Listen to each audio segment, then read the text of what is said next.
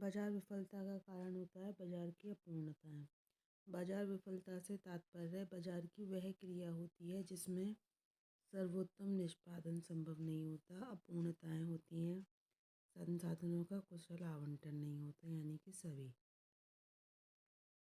बाजार विफलताओं का स्रोत नहीं है, तो बाजार विफलताओं का स्रोत नहीं है पूर्ण प्रतियोगिता। बाजार विफलता का कारण बनती हैं हानिकारक बाध्यताएं, लाभकारक बाध्यताएं और लोक वस्तुएं, यानी कि सभी। निम्नलिखित में से कौन सा कथन सत्य है? तो देखिए, निम्नलिखित में से बाह्यताओं का पाया जाना बाजार संयंत्र की असफलता बताता है, ये भी सही है। बाह्यताएं पॉजिटिव नेगेटिव दोनों होती हैं, सही है। सार्वजनिक वस्तु एक विशेष प्रकार की बाह्यता यानी एक्सटर्नलिटी है, सही है। तो ये चारों सही है। बाह्यताओं का समाधान है कि कर लगाए जाएं और सरकार द्वारा बनाया जाने वाला प्रत्यक्ष अधिनियम, तो हमारे ये दोनों ही हैं। और सार्वजनिक वस्तु वो होती हैं जो सार्वजनिक आवश्यकताओं को संतुष्ट करती हैं, इनमें वर्जन का नियम लागू नहीं होता। और हमारा बाजार प्रणाली को अकुशल बनाती हैं। अकुशल क्यों बनाती हैं? क्योंकि ये वस्तुएं बिकती नहीं हैं और ये फ्री में मिल जाती हैं, तो ये सभी हमारे सही हैं। आवंटन की अकुशलता का कारण है अपूर्ण सूचना, बाह्यताएं, सार्वजनिक वस्तुएं, सभी। इनमें से कौन सा कथन सत्य नहीं है? कि धनात्मक बाह्यता बाजार व्यवस्था को कुशल बनाती है, बाकी हमारे सही है। सार्वजनिक वस्तुओं में गैर प्रतिद्वंदी गैर वर्जिता की विशेषता पाई, ये भी सही है। अपूर्ण सूचना बाजार को असफल बनाती है, ये भी सही है। एकाधिकार संसाधनों के आवंटन को कुशल, ये भी सही है। बस ये वाला गलत है। बाजार में एकाधिकार की दिशा में समाज को हानि उठानी पड़ती है। सबसे पहले किस देश में ट्रस्ट विरोधी कानून लागू किया गया? यूएसए में। भारत में ट्रस्ट विरोधी कानून है, कौन सा कानून है? प्रतिस्पर्धा अधिनियम 2002। भारत सरकार द्वारा किस वर्ष रागमन समिति का गठन किया गया था? तो भारत सरकार द्वारा 1999 में गठन किया गया था। भारत के किस राज्य में प्रतिस्पर्धा अधिनियम 2002 लागू नहीं किया गया था? जम्मू कश्मीर में। भारतीय प्रतिस्पर्धा आयोग ने कब से विधिवत कार्य करना प्रारंभ किया था? 2009 से। कौन सा कथन सत्य है? अमेरिका में सबसे पहला ट्रस्ट विरोधी कानून 1890 में पास किया गया, ये सही है। 2002 भारत का ट्रस्ट विरोधी कानून है, ये भी सही है। भारतीय रेलवे भारत में प्राकृतिक एकाधिकार का एक रूप है, तो सभी सही हैं। भारतीय प्रतिस्पर्धा आयोग की स्थापना 2003 में की गई। प्रतिस्पर्धा अधिनियम किस वर्ष में लागू किया गया? तो ये ऊपर भी बताया था, 2002। एमआरटीपी अधिनियम को किसके द्वारा प्रतिस्थापित किया गया है? प्रतिस्पर्धा अधिनियम के द्वारा। आर्थिक विकास की प्रक्रिया को गतिशील बनाने में सरकार किस नीति उपकरण का सहारा लेती है? राजकोषीय, मौद्रिक, दोनों नीति का। भारत सरकार व्यय करती है केवल सामाजिक सामुदायिक सेवाओं पर, आर्थिक पर और प्रशासनिक पर, यानी सभी पर। सही कथन बताना है हमको। सार्वजनिक व्यय आर्थिक विकास में सहायक होता है। सड़कों, रेल मार्गों, दूरसंचार सेवाओं, विद्युत आदि सेवाओं पर सार्वजनिक व्यय से कौन सी प्रगति होती है? देखिए, आर्थिक सामाजिक विकास सभी होता है। पंप प्राइमिंग का आशय क्या होता है? पंप प्राइमिंग का आशय होता है अल्प मात्रा में किया जाने वाला व्यय। मौद्रिक नीति का संबंध किससे होता है? मौद्रिक नीति का संबंध मुद्रा एवं साख पूर्ति से होता है। मंदी के समय क्या वांछित होता है? मंदी के समय घाटे का बजट वांछित होता है। मुद्रास्फीति बढ़ने का कारण है अनुत्पादित व्यय का बढ़ना। भारतीय रिजर्व बैंक की मौद्रिक नीति की प्रमुख विधि क्या होती है? तो ये होती है बट्टे की दर नीति, सुरक्षित कोष अनुपात, मार्जिन रखने की नीति। राज्य की आर्थिक क्रियाओं में वृद्धि का कारण क्या होता है? तो देखिए, आर्थिक विकास में प्रत्यक्ष सहभागिता भी होती है, जन कल्याण कार्य में वृद्धि भी होती है, गरीब बेरोजगारी उन्मूलन सभी कुछ होता है। निम्नलिखित में से किस अर्थशास्त्री ने प्रतिस्पर्धी बाजारों के सिद्धांत के विकास में योगदान दिया? बोहमोल। इनमें से कौन सी प्रतिस्पर्धी बाजारों के प्रचलन की शर्त नहीं है, यानी कि कौन कौन सी हैं? देखिए, उद्योगों के फर्मों के बीच प्रौद्योगिकी का समान स्तर है, फर्मों की कोई संक कॉस्ट नहीं होती है, पर्यवेक्षित फर्मों को मारो और भागो, हिट एंड रन की नीति अपनाने में समर्थ हो, ये सही है। उद्योगों में नई फर्मों का प्रवेश और बहिर्गमन की बाधाएं पाई जाती हैं, ये शर्त नहीं है। इनमें से कौन सा सत्य है? प्रोफेसर बोमोल, पेंजार, बिलिंग ने प्रतिस्पर्धी बाजार सिद्धांत प्रतिपादन किया, ये भी सही है। प्रवेश और बहिर्गमन की बाधाएं नहीं होती, ये भी सही है। शेफर्ड प्रतिस्पर्धी बाजार आलोचक थे, ये भी सही है। तो सभी सही हैं। खेल सिद्धांत का विचार किसने दिया था? न्यूमैन मॉर्गनस्टर्न ने। खेल सिद्धांत कीमत निर्धारण की समस्याओं को किन दिशा में हल खोजता है? तो ये देय अधिकार यानी ड्यूओपोली और द्विपक्षीय अधिकार दोनों में खोजता है। विकुंचित मांग वक्र परिकल्पना के अनुसार अल्पकालिकारी प्रतियोगी फर्मों में कीमत वृद्धि की कोई प्रतिक्रिया नहीं होती, प्रत्येक कीमत कटौती की प्रतिक्रिया होती है, दोनों सत्य हैं। कीमत दृढ़ता की परिकल्पना किसने प्रस्तुत की है? तो ये करिए हॉल और हिच ने। विकुंचित मांग वक्र में किंक के ऊपर का भाग कैसा होता है? तो अधिक लोचदार होता है। विकुंचित मांग वक्र के दोनों भागों की लोच में जितना अधिक अंतर होगा, उतना ही सीमांत आगम वक्र के टूटे भाग की लंबाई कैसी होगी? तो अधिक होगी। विकुंचित मांग वक्र में सीमांत आगम वक्र के टूटे भाग की लंबाई जितनी अधिक होगी, उतना ही कीमत अपरिवर्तित होने की संभावनाएं अधिक होंगी। कुर्नो का मॉडल किस मान्यता पर आधारित है? कुर्नो का मॉडल दो स्वतंत्र विक्रेता होते हैं और सजातीय वस्तुओं का उत्पादन विक्रय करते हैं, वस्तुओं का संग्रह नहीं किया जाता, क्रेताओं की संख्या पर्याप्त है। तो इनमें से सभी। अल्पाधिकार के अंतर्गत कीमत के तो स्थिर रहने की प्रवृत्ति पाई जाती है।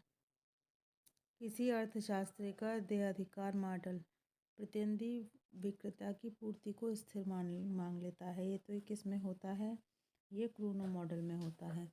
अल्पाधिकार में कौन सा घटक सम्मिलित नहीं होता? तो अल्पाधिकार में पूर्ण स्थानापन्न वस्तुएं नहीं होती। प्रधान फर्म मॉडल में प्रधान फर्म क्या होती है?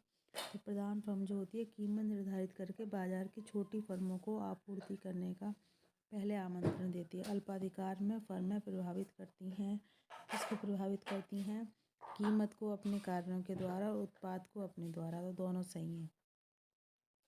वह गठबंधन जिसमें फर्में कार्टेल के रूप में संगठित होती है कहलाता है पूर्ण गठबंधन। बाजार को किस दशा में सामाजिक हानि उठानी पड़ती है? एकाधिकार में।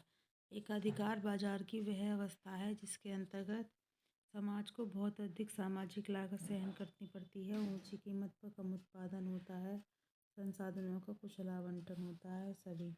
एकाधिकार के अंतर्गत कीमत सीमांत लागत से अधिक होती है। एकाधिकारी बाजार में नहीं होता है, क्या नहीं होता है? औसत आगम सीमांत लागत के बराबर होता है, यही नहीं होता। कीमत विभेद में एकाधिकारी कम लोचपूर्ण मांग वाले बाजार में वस्तु की कीमत ऊंची रखता है। रेलवे के डिब्बे का प्रथम द्वितीय तृतीय श्रेणियों में विभाजन क्या है? ये तृतीय श्रेणी मूल्य विभेद का सर्वोत्तम उदाहरण है। वस्तु की मांग अधिक लोचदार होने पर एकाधिकारी फर्म वस्तु की कम कीमत निश्चित करती है। विभेदीकृत उत्पादन का संबंध है, किससे संबंध है इसका? एकाधिकारात्मक प्रतियोगिता से। एकाधिकारी मूल्य विभेद की महत्वपूर्ण शर्त क्या है? बाजारों का पृथक होना, मांग लोच में भिन्नता, क्रय शक्ति में भिन्नता, ये सभी। विभेदात्मक एकाधिकार के अंतर्गत मूल्य उत्पत्ति के निर्धारण में किस नियम का प्रयोग किया जाता है? MR=MC। यदि MR1 is greater than MR2 तो एकाधिकारी क्या करेगा? तो एकाधिकारी पहले बाजार में अधिक उत्पादन करेगा बजाय दूसरे बाजार के। एकाधिकारी कीमत विभेद की स्थिति में साम्य की शर्त क्या होती है? तो MR1=MR2=MR=MC। एकाधिकार में जब मांग वक्र की लोच इकाई होती है तब शून्य होता है। एकाधिकार में मांग वक्र की लोच इकाई से अधिक होने की दशा में सीमांत आगम कैसा होता है? इकाई से अधिक और धनात्मक होता है। एकाधिकार में आयताकार अतिपरिवलय रेक्टेंगुलर हाइपरबोला वक्र कौन सा होता है?